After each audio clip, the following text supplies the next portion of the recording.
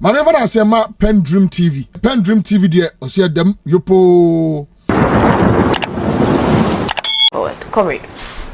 Well, Fitz is predicting that the turmoil in the oil market would not have a devastating impact on the Ghanaian economy.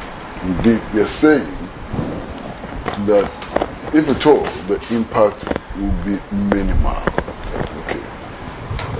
Now, why are they saying this? They're saying this for two main reasons. One is that Ghana is also an exporter of gold, and that the price of gold is likely to more than double by the close of the year. They're also saying that Ghana is actually also a crude oil producer. So when the price goes up in the international market, our revenue is also likely to go up. So as a result of these two factors, they are not expecting that what is happening will have tremendous adverse effect on the Ghanaian economy. This is Strait. Now, it's important for us also to understand clearly what is happening in the Strait of Hormuz. As we speak, it is difficult to predict what is happening now and what is likely to happen in the future. One, yesterday or 2 days ago, 40 countries met to design a strategy for opening the Strait of Hormuz through non-military action, through diplomacy and all kinds of things, to open the Strait of Hormuz yesterday. That meeting apparently was led by Macron of France and Starmer of the UK. At the end of the meeting, Donald Trump warned them to stay away from the Strait of Hormuz. So he doesn't want to see them in the Strait of doing anything about the Strait of Hormuz. What does that mean? I'm not sure. You understand? But this is the state of the Strait of Hormuz. Something else has happened. Yesterday, Iran actually declared that the strait is opened. And that vessels wanting to use the strait can use a designated path and there'll be no problem. So the Strait of Hormuz, as far as Iran was concerned, was opened. Then Donald Trump first said that the strait was opened. By nightfall, Donald Trump was telling us that he will close the Strait of Hormuz. He had ordered that the Strait of Hormuz be closed. So the price of crude, the price of oil, came tumbling, but it started rising again. And nobody knows what is going to happen tomorrow. In any case, if you listen to Donald Trump's account of how the problem is being resolved, it is substantially different from the Iranian account. So, for example, Donald Trump says that the Iranian authorities have agreed that the United States of America should take control, should take enriched uranium, all of the enriched uranium. The Iranian says that no such agreement has been reached. The Iranians have said clearly that they can only reach a sustainable ceasefire if the hostilities in Lebanon come to an end. Donald Trump says that he has ordered Israel to stop bombing Lebanon. Last night, Netanyahu said that the job has not been finished in Lebanon. Total confusion. Okay? Total confusion. So, nobody today, on the basis of the exchanges taking place between the United States of America, Israel, and Iran, can make a determination as to when traffic in the Strait of Hormuz can become normal and stable. Nobody can make that prediction. And that is what is driving, driving the price of oil up and so on. So this is the uncertainty that we are living in. Now, having said that, I think it is commendable that the government of Ghana is thinking about alleviating the suffering of Ghanaians on the basis of the fact that whatever happened to petroleum prices will have a ripple effect throughout the economy. So if they're thinking about dealing with that by providing some kind of a subsidy and so on, I think that the thinking is commendable, the initiative is commendable, but there are important questions to ask. And you see, if you reduce taxation on oil, it means that the overall national revenue would be affected. It would dwindle. Now, if the overall national revenue is going to come down, which sector of the national economy is going to suffer as a result of that subsidy on petroleum products? Now, that's a discussion we need to have. We need to be told that subsidy, where is it coming from, and what impact is it going to make on the overall economy? Then we can have a meaningful discussion. But if you're just told that petroleum prices are going to be subsidized, yes, the intention is good, but I want to understand the ripple effect of that throughout the economy. And I don't have, that answer. We don't all have. Today we are on the same tangent. And I'm very happy. We don't all have. Okay. We don't all have. Okay. So, I don't understand that, Now, again, this is possibly also a very big lesson to governments and those who have a responsibility to manage the national economy. This is the demonstration that there are several imponderables in the management of a national economy, and that we cannot always be in 100% control of all the factors, that we can be hit with surprises and so on. That is an important thing that we need to recognize in the management of the national economy. The second thing we need to be conscious of is that economic indicators driven by commodity prices are transient and not reliable. Okay? So if your economy is doing well because of rising commodity prices and so on, you ought to be careful. And this may suggest to us that we need to find a different model of assessing the state of the economy and as guidance to the management of the economy overall. Commodity prices are not sufficient to push us to start jubilating about the state of the economy. Commodity prices are tricky. They can change very quickly, and it can lead to offsets, in the figures that we see and so on. Now, I don't want to extend this discussion into a broad discussion of the performance of the national economy. Maybe we should do that later. All I want to say for now is simply that, yes, economic indicators may look good. Economic indicators may look good.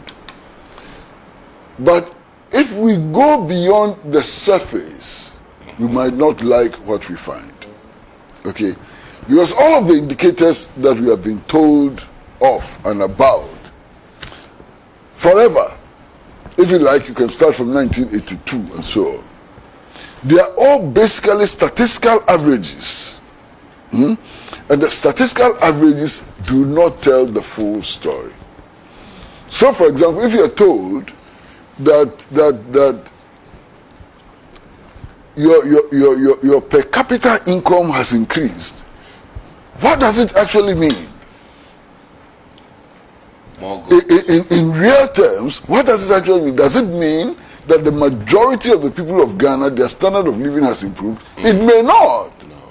It may even mean that the majority of the people of Ghana, their standard of living has fallen and so on. You understand? If you are told giving figures about the gross domestic product. What does that mean in real terms and so on? So there's always the need to interrogate further, to ask other questions and so on, so that we can arrive at the mean. So far, the figures look very impressive. No doubt at all. I mean, look, this country's inflation rate hit 54% at some stage, 54% inflation. And then to 23. Whatever it is, but it hit 54% at some stage. You understand? A couple of weeks ago, we were being told that the inflation rate was 3.3%. Unprecedented in our history. And I say this with confidence. Unprecedented in our history. But we need to ask more questions. You understand? And it's not just about that. If you look at the exchange rate, wow, it's impressive.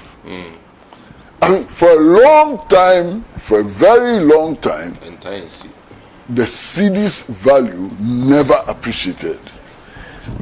It kept on appreciating to the extent that it could move from less than 4 cedis to $1 to 17 cedis to $1 in a space of 8 years. You understand? So, on the face value, the figures are looking very, very impressive. But I want to ask more questions, and maybe that is not the time. This is not the time, you know. Right. I'm thinking when the right time would be. I mean, because the submissions. Yeah. I mean, we can exhaust. Like he has rightly said. Right. The numbers looks beautiful, but when you go deep in there, you may find a lot of issues. But the communication aspects that I mean. Yeah, that I mentioned. We need to communicate better. The Ghanaian folk understand what is going on. But I think that in terms of what Fitch is saying, we should tread cautiously in terms of the gold prices. Now, if you look at the central banks, most of them are at the peak in terms of gold purchase, and it is most likely that they may want to sell. They may want to sell because if you look at the prediction in terms of Wells Fargo, JP Morgan and all that, they are all kind of between 6,300. I think the highest may be around 7,200. But I am of the view that if we would want to project, we should project around 4,800, 4,900. It will not, by end of close of year, we won't have what we are hoping for, and that may affect us. So we should tread cautiously. Thank you very much, Don. The Fitch prediction for close of year is also around $4,800 exactly dollars per ounce. The current price is around 2,600, 2,800 per ounce. But the first prediction is that it will close at 4,000, about 4,800. So it fits into what you're saying. Right, thank you very much. Insightful submissions. We've got some messages coming through. This one says, "Good morning. Watching you on Pan-African TV and the power just went off." All right. I mean, it confirms Ms. Adumakuji's sentiments. That would be it confirms your sentiments as to the power yes. After he yes. But there has been an explanation. Maintenance is going on.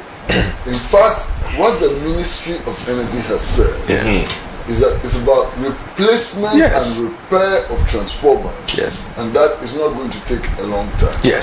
Now, this explanation is not substantially different from the explanation that the MPP gave when we had a similar experience. I recall that in that period, the MPP told us that this was not Doomsaw, but Doom CAC.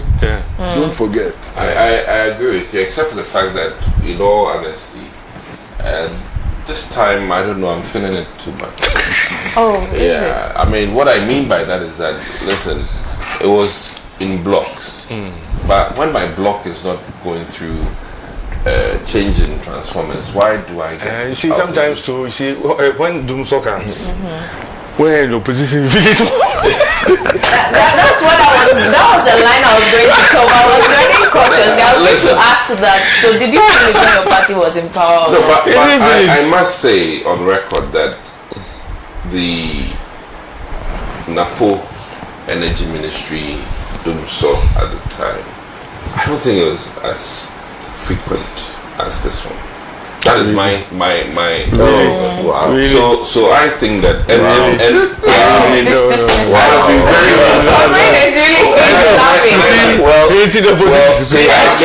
I've been very hopeful. It's yet to ask for a timetable. I have been very hopeful that the second term of the Mahama administration would try and depart from this. This is my hope.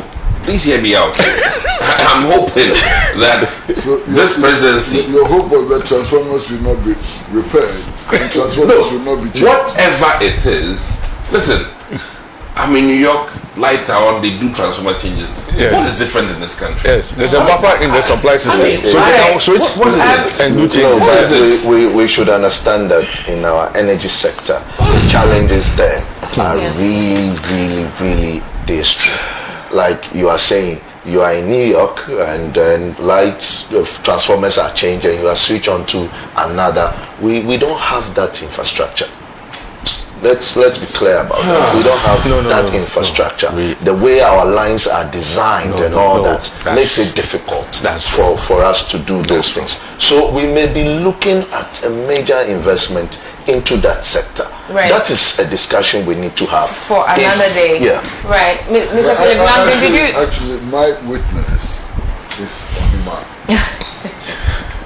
For us in Pan-African television, at the Limpe, what you're experiencing is what you have been experiencing for 10 years or more. 15 years. That's it. You're in the plush side of town. You understand? We're So in the for us, it boondocks. makes no difference. Yeah. For We're in the about 10 boondocks. years now, this has been our experience. Onima. You're in the boondocks.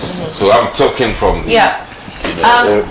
Also, Mr. Philip basically the Lambe, same quickly, you place. wanted to... Yeah, see, when we're talking about the resilience of the economy, it just reminded me of a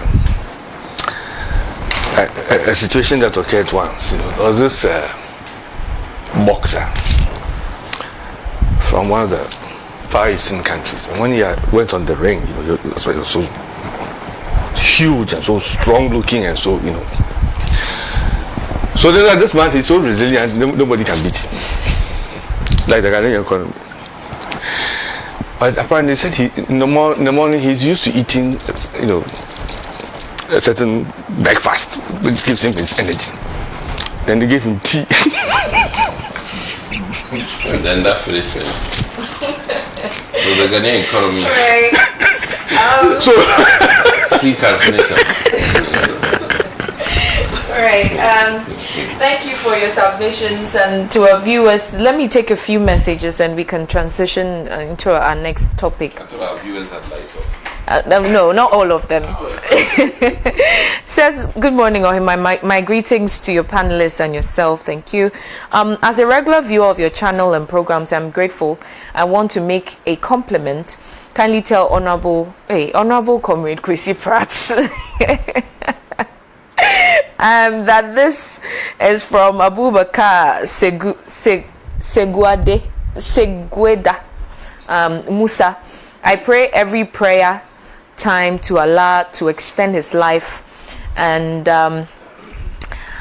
just as he has done for us, just as he has done for our national chief imam. The reason being that I have been following him since 1983 from PNDC era. When I was a schoolboy, I know that he went through the efforts he made to establish our fourth republic democracy. May Allah bless him and all Pan-African TV workers. Thank you so much. Hearing the name Pan-African TV, it moves my motivation, right? Inspiring. Thank you. This one says that Iran shows to the world that they don't need nuclear weapons to fight against their enemies. The only thing they need is the Strait of Hormuz, Tafa in Amra here. All right, thank you. Let me do one more.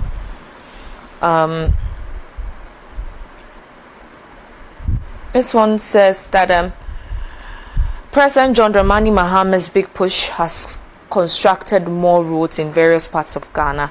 Ghana needs more roads, and the big push agenda is doing so well. So I don't understand why MPP minority caucus in Parliament want to use sole sourcing as a tool to oppose and delay the big push agenda. NPP minority caucus leader in Parliament, Honorable Alexander Afenyo-Markins, must support the big push agenda because it is the same big push agenda they are using to construct the Cape Coast Winneba roads in Afenyo-Markins constituency. Right, thank you for your messages. At this point, we will just move on to our last topic for discussion. I think we would have to apportion the time very judiciously so that we are able to so that we're able to do well with time. I'm not sure what your interest in the case is, but I think equity will prevail here. Right. So the OSP, the High Court ruling concerning the OSP, and the court has held that the OSP no longer has independent prosecutorial powers when it comes to prosecuting corruption-related matters in relation to its findings. Now, there have been several reactions which I expected, but one that actually made me laugh was lawyer Martin Pebu's reaction. Says that this is a sweet outcome, and he has personal sort of issues with the OSP given his governance and some appointees within the office. Let's look at what this means in our legal system.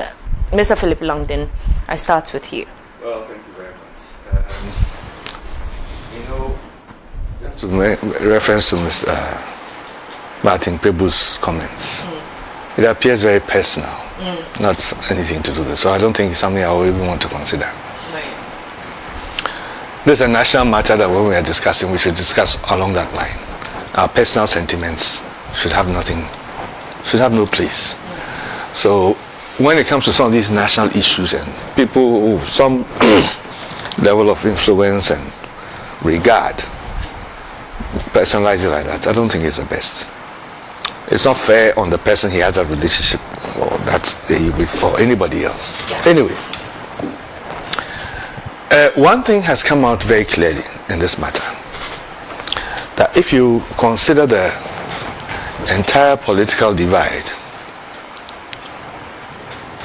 generally you come to an acceptance that there was a fundamental legal deficiency when it came to the establishment of the office of the special prosecutor.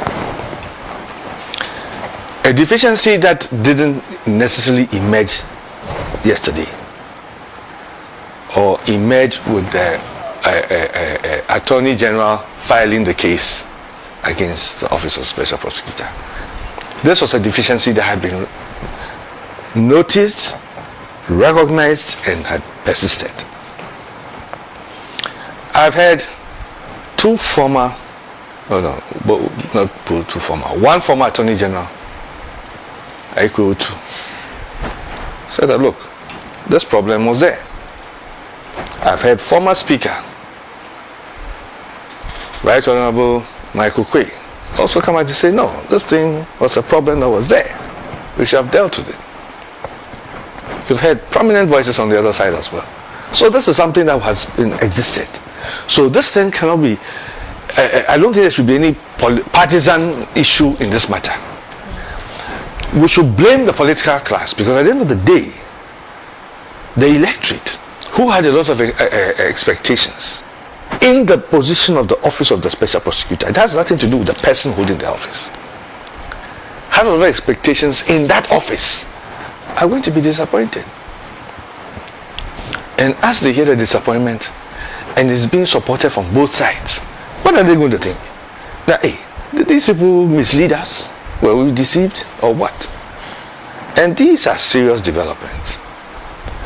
Now, in trying to cure the difficulty, that has arisen out of the way the office was created, various suggestions have been made. Oh, it's just a matter of the Attorney General giving an instruction to the Office of the Special Prosecutor that, hey, just go ahead with this. Others have said, make an amendment to the Constitution, like we have said in the United Party, that we must have a truly independent Office of Special Prosecutor or any such prosecutor who would have the confidence to go about his duties without political fear or favor. You see. But it appears as though a lot of it is settling down on the personalities involved. That, oh, it's because Kwesi Ajabin said this. It's because, no. It shouldn't come to that. It shouldn't come to that.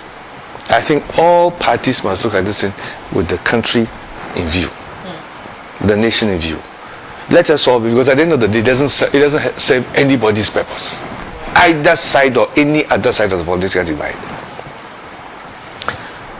This is something that the people of Ghana have looked up to and look forward to.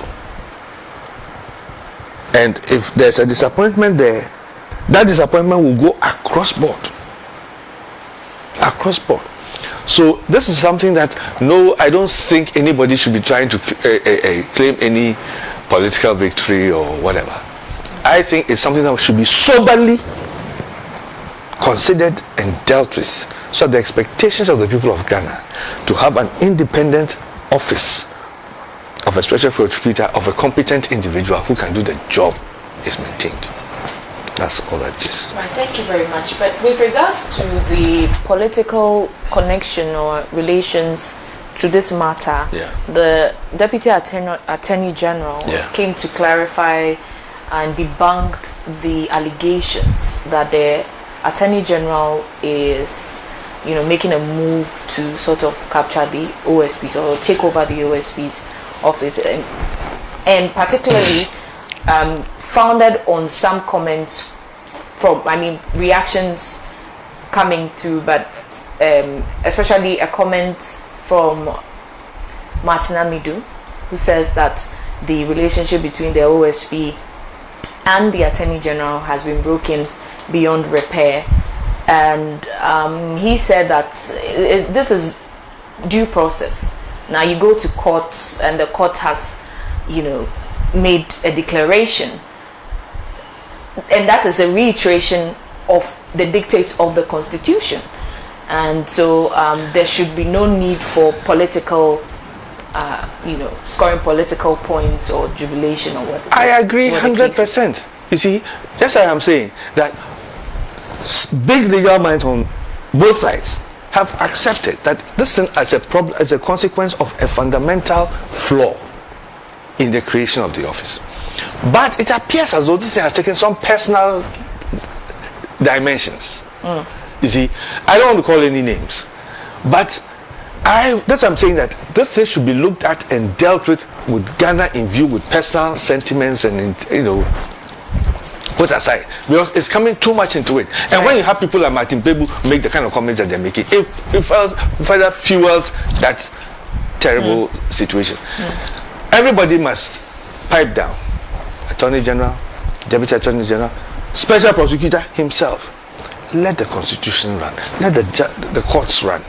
And let us cure that problem. Because the Office of the Attorney General itself cannot handle all the cases that it has. So, logically, one will ask himself that, why would the Attorney General want to take that position? But you still have that's another conversation for another day. I just wanted to tease it out. Very important. Right, Comrade Kwesi Pratt, take the last bite and we can wrap up. Well, I'm in no doubt at all that we are in this situation because the so-called political class colluded to hoodwink the people of Ghana. Everybody knew, NBC, NPP, everybody knew that the Office of Special Prosecution was a contraption which had no basis in law. And yet, we went ahead and did it because everybody wanted to look politically good. Here is the NPP which had gone for an election and has said that it was going to pursue the fight against corruption with vigor. And that one of the ways of doing that was to separate the Attorney General from the Minister of Justice. And that because the Minister of Justice and Attorney General was appointed by the President, he was likely to be biased and so on. That was the argument. Having won the election, they then proceeded to set up the Office of Special Prosecutor to hoodwink us. Because in the final analysis, the Special Prosecutor was also appointed by the government, by the same President who would have appointed the Minister for Justice and Attorney General. That was throwing dust in our eyes. Now, this matter went to Parliament. It went to Parliament. The NDC did not want to oppose it, knowing that it was wrong. NDC knew that it was wrong, that what was being done was an affront to the Constitution and so on. But the NDC also wanted to look good. They didn't want to look like the guys who were opposed to the fight against corruption, so they said, let it go. So both parties connived and conspired and imposed the Office of Special Prosecution on us. This is why we are here. You understand? Because the constitutional provision is clear. You cannot carry out prosecution in Ghana without the fiat of the Attorney General. Finished. So these two parties and their leaders just simply messed us up. They scammed us. You understand? Now, for me, what is interesting, what is most interesting, is that right now, there's a lot of noise about the presumed powers of the Attorney General and the Office of Special Prosecutor. So much noise. All those making the noise know the truth. And they know that the noise making is not warranted, has no value. And they are continuing to make the noise again to hoodwink us again, just like they did to us when they established the Office of Special Prosecution. What has the High Court said? First, you have to acknowledge that the police does prosecutions on the fiat of the Attorney General. Yoko does prosecutions on the fiat of the Attorney General. In fact, Customs does prosecutions on the fiat of the Attorney General. There are several institutions which does prosecutions on the fiat of the Attorney General. What the court is simply saying is that OSP do prosecutions on the fiat of the Attorney General. Finish. That's all. That we want to prosecute a case, take a fiat from the Attorney General. And what is a fiat? Authorization. That's all. 1 page of paper. Finish. So what is all this noise about? So the impression is created that this is an attempt to subvert OSP. So how is this an attempt to subvert the OSP? Just take a fiat and come and prosecute your cases. Is that a problem? Look, when the OSP was insisting that Kenupuriata should be extradited, they went to the Attorney General. It was the Attorney General who made that request. Because under the laws of Ghana, the OSP could not make that request. Why can't they do the same when it comes to prosecuting other cases and so on? You're just wasting our time, wasting our years, making irrelevant noises and so on. In any case, there are those who have argued that the High Court has no jurisdiction to interpret the Constitution. The High Court has not interpreted the Constitution. You understand? Those who are being prosecuted by the OSP had very smart lawyers. The lawyers were exceedingly smart. So they did not ask the High Court to interpret the Constitution. What they did, according to those who know the law, me, I'm not a lawyer, comes under the area of co-warrant. What they did simply was to ask the OSP to show them the authority under which he was carrying on the prosecution. Simple. So said, OSP, you are prosecuting us. Show us your authority for prosecuting us. The OSP failed to show the authority for carrying on the prosecutions, and that led to the judgment of the High Court. Smart lawyers, that's all. Okay? So, the law is just they played smart. Okay? So this is where we are. In any case, this matter is coming before the Supreme Court. And I'll be surprised if the Supreme Court were to rule that the OSP can carry out prosecutions without the fiat of the Attorney General. How? The Act of Parliament, in terms of the hierarchy of laws, is an inferior law to the Constitution. The Constitution is the supreme law of the land. Any other law is inferior to the Constitution. So you could not have gone to Parliament and enacted a law which would, by effect, amend the Constitution. You couldn't have done that. Okay? So Parliament itself recognizes the fact that the power to prosecute is vested in the Attorney General. Okay? And if you look at the act that you guys passed, the act says that the OSP will prosecute or may prosecute some cases, but the Attorney General shall. All cases. Shall. Obligatory. Authorize the OSP to do that. How? What is the basis of that? What's the foundation of that? What's the legal foundation of that? So, look, and I said last Thursday that this is a classical demonstration of the effects of political opportunism. You know what is right. But for the sake of deceiving the public, for the sake of creating the impression that you are doing something, you guys conspired, both from the NDC and the NPP conspired and imposed this contraption on us, and look at what we are going through today. Let us be honest in our politics. Let's be honest. Let's discuss the issues passionately.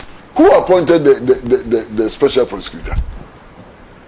Who appointed? Was he appointed by the chairman of the Butchers Association? He was appointed by the president. The same way the minister and attorney general, minister for justice and attorney general is appointed by the president. So what has changed? Nothing has changed.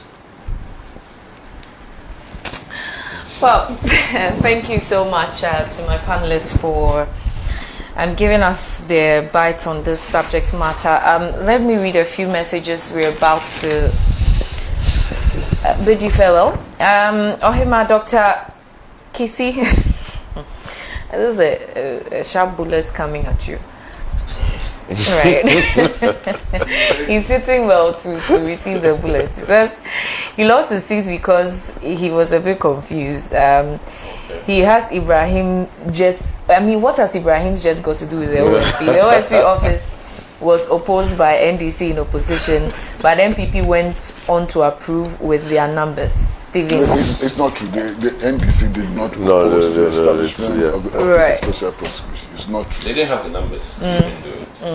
Even if they had the numbers, they didn't have because they didn't need the numbers to oppose it. Fighting against, the right. cases. This also says, good morning, Ohima, about the special prosecutor's case. May I know if the Attorney General, the special prosecutor, or a private individual who is the initiator of the court action? Well, the facts are on the internet. You can kindly make reference to that. Good morning, Ohima. Truth is that we all at the time were fed up with corruption, especially the ones in high places, quote and unquote, that we supported the creation of the OSP, closing our eyes to the collisions between the Constitution and the OSP Acts.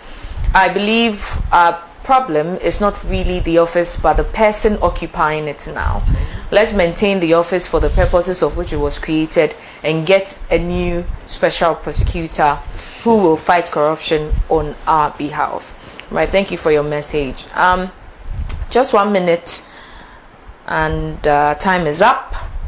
This one's coming through also said, what has the topic got to do with the president riding his brother's jet? Because the president refused to let the public jet matter. Yes, I think the jet matter is going another discussion. to rent a private jet for $18,000 per hour.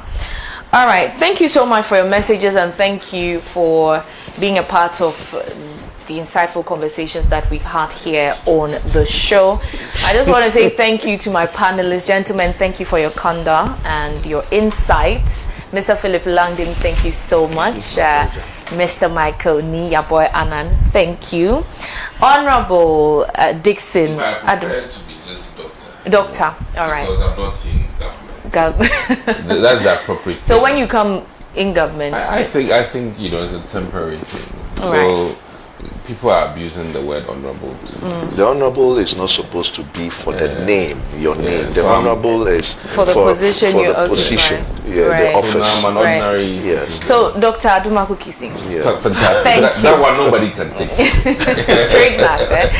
And to Comrade Kwesi Pratt, senior, are we taking the junior out? Senior?